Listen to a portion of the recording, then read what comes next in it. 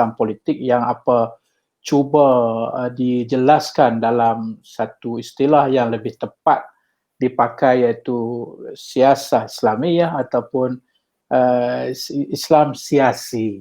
Itu dua istilah yang seringkali bertembung dalam kita memahami apakah konsep sebenarnya yang dituntut dalam memahami realiti. Sebelum saya menjawab apa yang diajukan oleh saudara Hairul Nizam tentang ada sekelompok manusia yang beranggotakan parti atau jamaah yang menamakan diri mereka Islam, seolah-olah menyatakan mereka lah yang mewakili Islam dan orang lain semua tidak layak untuk berada, melainkan jika kita bersama dengan mereka. Saya juga sebelum itu ingin merakamkan beberapa komen awal daripada kita punya para pendengar yang positif dengan melontarkan idea-idea yang sebahagian besarnya akan menjadi perbahasan saya. Juga daripada non-Muslim yang ada dalam komen-komen kita ni yang bercerita tentang isu-isu ada orang Islam yang menimbulkan kebencian dengan mengkafirkan sesama orang Islam, ya. Kita ada juga soalan yang tanya, iaitu Achirul Isham. 2-3 kali dia tanya kat saya hari ni dalam komen dia, apakah boleh dibincang soal ta'adud itu, apa ta'adud ni, kepelbagaian Islam yang membawa Islam ni macam mana, kenapa tidak satu dan sebagainya. Lain-lain komen yang memberikan kita juga soalan tentang apa bezanya hari ni pentadbiran Islam hari ini di atas menteri yang bertanggungjawab dengan yang sebelumnya, apa komen sebagainya. Tak apa, kita cuba secara positif dan objektif melayan soalan-soalan ini, selain daripada komen-komen yang langsung tidak produktif itu. Memanglah kita tahu mereka ini nak bagi cantik komen kita, jadi tak apalah, biarlah mereka mencantikkan komen-komen kita. Semoga mereka semua diberikan Allah kebaikan daripada cemohan-cemohan dan juga tuduhan-tuduhan tidak berasas. Cerita dia begini, bila kita bercakap tentang siasah dulu, kita kena faham dulu tentang apakah pahaman Islam kepada keseluruhan pandangan dunia dia. Pandangan Islam kepada dunia dia yang kita tahu. Kalau boleh kita rangkumkan dalam doa yang selalu kita sebut, iaitu Rabbana atina fid dunya hasanah wa fil akhirati hasanah wa qina adzabannar. Ya Allah, ya Tuhan kami, peliharalah kami, ya Allah, ya Tuhan kami, berikanlah kepada kami kebaikan di dunia dan kebaikan di akhirat. Kedua-duanya disebut sebagai hasanah, saudara Hairul Nizam, iaitu dunia pun hasanah kita minta, akhirat pun hasanah juga kita minta. Lagi Allah kata, wabtaghi fima atakallahu darul akhirah wa la tansa nasibaka minad dunya. Mintalah, pohonlah, harapkanlah apa yang Allah bagi kamu di hari akhirat dengan segala janji tentang syurga, neraka, kebaikan dan sebagainya. Wala tansa, tapi jangan kamu lupa habuan kamu di dunia. Kita bermula daripada kesedaran ini bahawa dunia itu walaupun sifatnya sementara, walaupun sifatnya temporal, sementara, tapi kita memerlukan untuk memakmurkan. Kita dituntut untuk memenuhi dunia ini dengan kebaikan. Maka itulah kita tahu bahawa Allah Subhanahu Wa Taala menyebut tentang kami menciptakan kamu dari bumi, dan kami menuntut kamu untuk memakmurkan muka bumi ini. Maka memakmurkan muka bumi ini salah satu yang memberi kesan kepada kebaikan yang lebih besar, atau kebaikan yang boleh bagi dia punya limpahan kebaikan itu secara lebih efektif, secara lebih besar, secara lebih berkesan, salah satu padanya ialah mereka yang ada kuasa.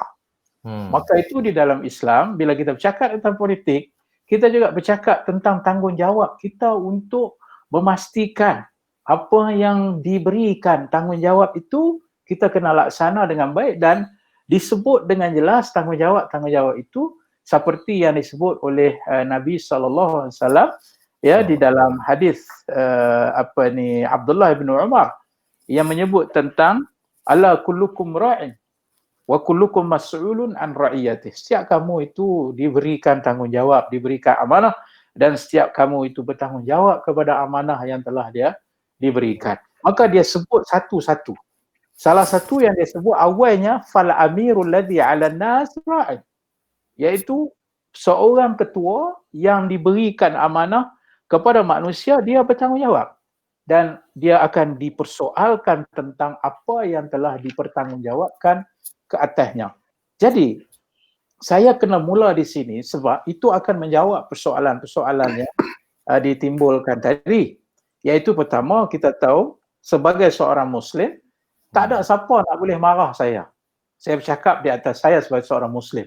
Tak ada siapa boleh marah saya bila saya melihat bahawa dunia ini perlu diisi walaupun sementara dengan kebaikan. Dah, kebaikan itu dalam konteks siapa yang boleh menegakkannya, dalam konteks nilai yang ada pada ataupun kebaikan yang boleh memberi, nilai yang boleh memberi kebaikan kepada manusia, antara lainnya ialah apa? Antara lainnya ialah sifat adil. Ya, sifat adil. Allah SWT menyebut ya ayyuhalladzina amanu kunu qawwamina lillahi syuhada'a bil qist wa la yajrimannakum syana'anu qaumin 'ala alla ta'dilu i'dilu huwa aqrabu littaqwa wattaqullaha innallaha alimun khabir. Apa maknanya? Bahawa Allah SWT firman dalam surah Al-Maidah ayat 8, iaitu wahai orang yang beriman, hendaklah kamu menjadi orang yang menegakkan kebaikan, Islam, keadilan, demi kerana Allah, dan hendaklah dia menjadi saksi kepada keadilan, dan janganlah kamu dipalingkan daripada melakukan keadilan hanya kerana orang yang kamu nak tegak keadilan ke atas mereka itu bukan di kalangan kamu, berkalangan puak kamu. Berlaku adillah pada semua. Sungguhnya ia lebih hampir kepada sifat takwa, dan bertakwalah pada Allah.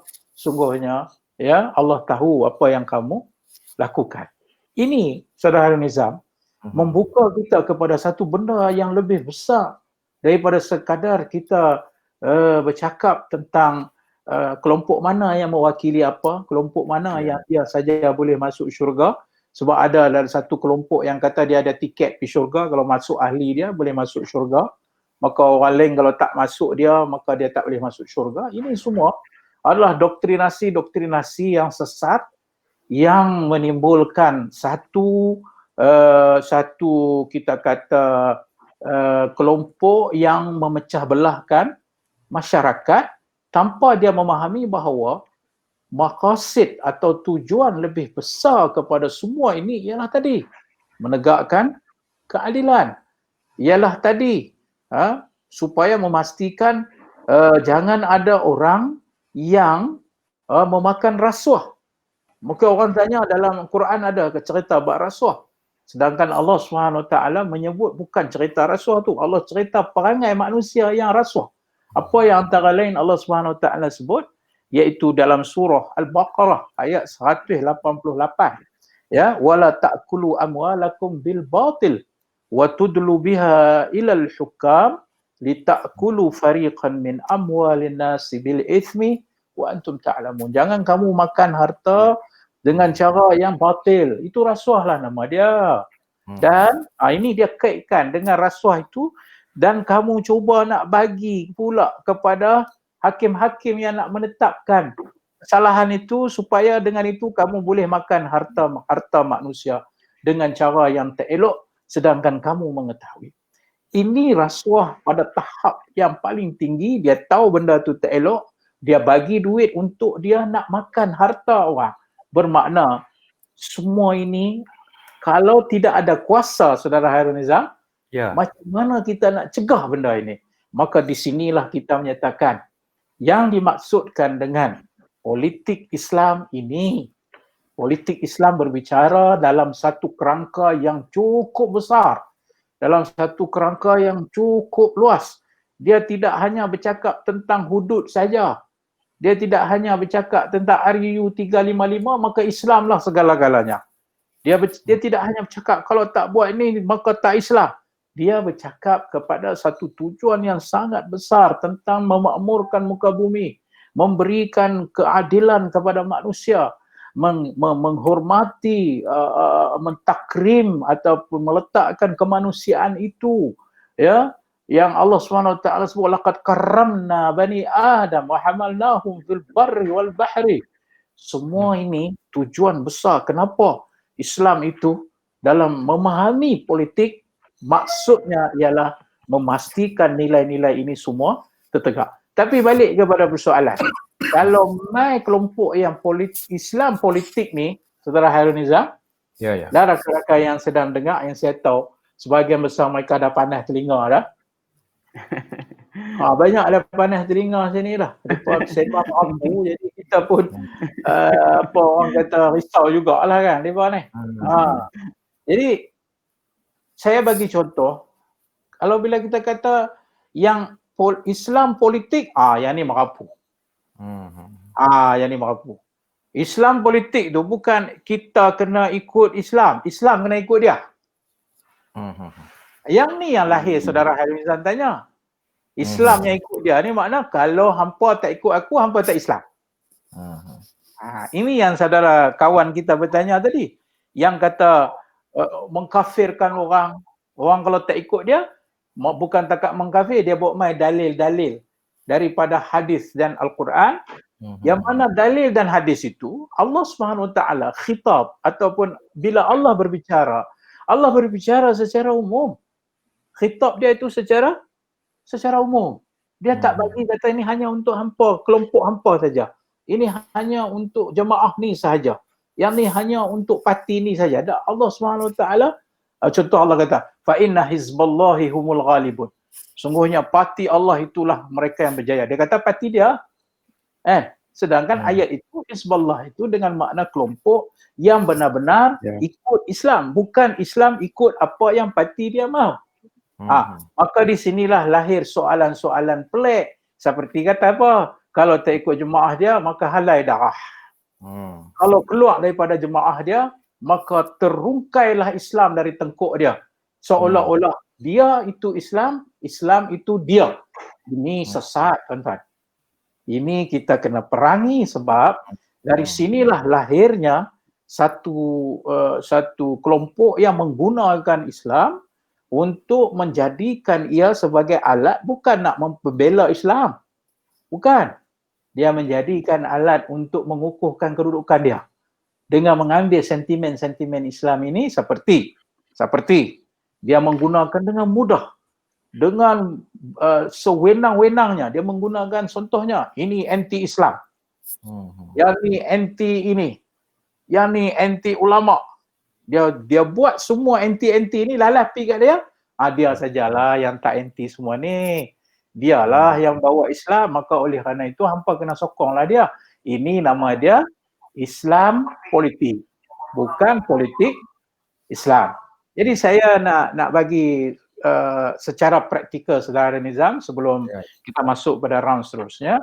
Apabila orang bertanya kepada saya, masa saya jadi Menteri Agama, biasalah yang duk komen kata jual tabung haji, jual aset, LGBT, liberal. Ini kita nak layan pun bila saya kata yang bukan level saya, level yang ni lah, yang cakap macam ni. Tapi yang lain ramai ni memang betul-betul dia nak dengar, memang betul-betul dia nak dapat satu pencerahan. Kalau dia rasa itu benda baik pada dia, kita akan sentiasa menggunakan platform ini. Tapi ada setengah tu nak eja nama saya pun tak betul, jadi saya susah lah nak komen kalau dia dah besar pandai komen, tulis nama kita pun tak betul. Contohnya mujahat, mujahil. Jadi saya nak layan apa orang macam ni. Dia tulis, dia reti tulis pun tak reti. Jadi bila tulis tak reti ni, saya nak kata buta huruf, saya tak tahu. dalam komen, tapi tak apa. Kita balik kepada persoalan. Saya jadi waktu diberi amanah, ya, tak kira lah 22 bulan ke sebulan ke, ikutlah itu. Bila diberi amanah, buatlah. Bukan macam orang yang duk komen ni tak ada apa amanah pun, buat sembang kosong. Baik, berdasarkan kepada kesedaran dan kefahaman kita terhadap maksud tadi, yang panjang lebar saya jelaskan, dan itulah hasrat parti amanah negara. Itulah hasrat parti amanah negara yang mau melihat kita dipandu dengan akhlak Islam, dengan peribadi Islam, dengan cara yang melihat secara inklusif, bukan hanya melihat eksklusif ataupun kelompok elit. Kita melihat tentang perundangan dan sebagainya, tentang rule of law, tentang local context kita sebagai rakyat Malaysia dan sebagainya. Maka itulah lahir. Kalau orang selama ini tak nampak ataupun sengaja tak nampak, 3 teras yang kita jadikan panduan asas kepada pentadbiran Islam, berpandukan kepada kesedaran yang besar tadi di belakang kita, iaitu Islam itu menyebarkan kebaikan untuk semua orang. Maka kita namakan ini sebagai dasar rahmatan lil alamin. Sebab tadi sebut nak menegakkan keadilan kena membawa kebaikan. Nak bagi kepada manusia hak dia, mesti dia ada satu dasar compassionate, satu dasar rahmah, satu dasar belah kepada orang yang memerlukan hak yang dia perlukan. Bukan bila kita kata rahmatan itu orang buat maksiat pun tak apa, orang buat jahat pun tak apa, bukan. Itu kena baca di sebalik itu adanya rahmat dalam konteks dakwah, adanya rahmat dalam konteks undang-undang, adanya rahmat dalam konteks memperbaiki segala kemungkaran yang ada, iaitu amar ma'ruf dan nahi munkar. Itu tak terpisah, ada dalam kerangka yang lebih besar, itu rahmah. Yang kedua, kalau orang tanya saya buat apa, sembang aja, pandai cakap di sini tapi bila bagi tak buat. Tapi dia pun tak tahu perjalanan panjang kita dalam nak menegakkan semua politik Islam yang saya maksud, bukan Islam politik yang mereka duk bawa tu, ialah teras kedua kita kata balik kepada soal maqasid syariah. Dan alhamdulillah yang di-Pertuan Agong dalam ucapan dia di parlimen baru ini menyebut dengan jelas tentang bagaimana dia yang Tuan Agong Tuanku menyokong supaya dasar Islam itu tetap berdiri di atas maqasid, iaitu tujuan utama besarnya apa sebenarnya? Apa yang Islam dibawa untuk menjaga benda besar, iaitu menjaga agama, menjaga nyawa, menjaga harta, menjaga akal dan juga menjaga kehormatan. Ini benda-benda besar yang dengannya lahirlah segala apa saja yang boleh bawa kita ke situ. Maka itu adalah pemikiran yang tak mau kata politik Islam atau Islam politik, tapi nak menyatakan politik Islam dalam konteks apa dia punya pahaman besar dia. Dan yang ketiga, paling penting saudara Hairul Nizam, dan saya rasa Ustaz Zul pun faham apa yang kita buat selama ini, iaitu meletakkan kesemua ini kepada satu tuntutan di dalam Islam juga, iaitu melihat realiti semasa. Realiti semasa di bumi mana kita berpijak dalam kita nak bawa semua nilai-nilai ini. Maka nama bumi kita yang berpijak ni nama dia Malaysia. Malaysia ni dia punya ciri Malaysia tak sama dengan ciri Pakistan, tak sama dengan ciri Saudi, tak sama dengan ciri Mesir, tak sama dengan Tunisia, tak sama dengan Turki, tak sama. Malaysia ada dia punya local context dia. Maka kita faham apabila nak bawa Islam secara kita meletakkan atau pijak di mana? Di Malaysia sebagai dia punya asas untuk kita memahami local context dan sebagainya. Maka kalau orang bertanya, kita ni pandai sembang saja ke dalam live ini, buat keluar macam-macam idea? Tak, kita dah buat pun semasa kita menjadi Menteri Agama, yang memang tanggungjawab kita nak jaga agama. Jadi soal orang duk mai tuduh kita ni, saudara Hairul Nizam, kita tak bela Islam, kita ini tak jaga Islam, sebenarnya saya nak bagi tahu, orang yang membawa pahaman Islam politik dengan mengkafir-kafirkan orang, dengan menimbulkan kebencian antara kaum dan agama, dengan membawa nuansa-nuansa kebencian, hakikatnya mereka lah yang menghina Islam. Dan apabila mereka berbuat demikian, mereka seolah-olah menggambarkan buruknya Islam, jahatnya Islam, boleh maki orang dan lebih buruk, boleh hina agama orang lain dengan berbagai kata-kata yang tidak boleh mengikut adab seorang Islam, seperti Allah berfirman, wala tasubbul ladzina yad'una min dunillahi fasubbullaha adwanan bighairi ilmin. Jangan kamu mencaci, memaki, menghina Tuhan-Tuhan yang disembah selain daripada Allah. Kelak mereka pengikut dia akan marah balik dan menghina Allah tanpa ilmu dan penuh dengan permusuhan. Oleh itu, balik pada soalan saudara Hairul Nizam tadi, kalau inilah yang disebut kelompok yang kata dia mewakili Islam, hanya dia saja, orang lain tak boleh. Seolahnya bila dia buat tak apa, orang lain buat tak boleh. Nampak tak? Itu faham. Bila kita kata dulu, kita kata apa ni soal bela Islam ni, kita kata dah kita bela Islam, ada undang-undang, siapa yang hina Islam, ada dia punya undang-undang, dan kita pun dah buat usaha untuk talian aduan mereka yang hina Islam. Kita terima aduan dan kita bawa ke SPMM, Perak Polis, Odak juga, pasal bukan mereka. Ni bila depa jadi kerajaan, sebahagian daripada kerajaan, ya. Bila ada orang kata Islam pun depa kata tak apa, pasal depa dah jaga Islam. Nampak tak? Bila depa buat, depa ada di tempat itu, tak semua terbela. Bila orang lain ada, semua tak terbela. Ini nama dia Islam politik, nama dia. Saudara Islam. Bukan politik Islam. Ini perkara besar yang membezakan tajuk yang kita bawa ini sangat relevan untuk memahami realiti yang ada dalam kerangka berfikir sebahagian besar manusia di Malaysia ini, dan kita boleh tengok di dalam kelompok-kelompok yang membuat komen di dalam kita punya siaran langsung itu, itulah yang mewakili pemikiran tersebut. Kita bercakap tentang Islam yang besar sebagaimana yang dituntut, sebagaimana yang disuruh, tapi mereka menjurus kepada kebencian, fitnah, kemudian label, kemudian bergantau orang ni, kemudian dia fitnah itu, fitnah ini. Saya rasa itu sebagai gambaran yang cukup mudah kita boleh tengok kesan kepada Islam politik ini di dalam pemikiran kelompok ini. Tapi alhamdulillah, saya yakin dalam ramai yang menonton ini dan yang mendengar ini, malah yang memberi komen-komen ini, mereka adalah orang yang nak kenal betul kalau politik Islam tu macam mana rupa dia. Dan inilah yang kita cuba tunjukkan. Dan saya menolak sangat-sangat pandangan yang menyatakan, yang ditimbulkan oleh Achirul Isham ini, seolah-olah macam tak boleh ada kepelbagaian, hanya dia satu saja. Maka apa-apa kena ikut dia seorang saja. Di atas alasan dia lama lah, dia apalah, dia itu, ini sudah tak relevan dah isu ini. Sebab ia ialah soal ijtihad, pandangan.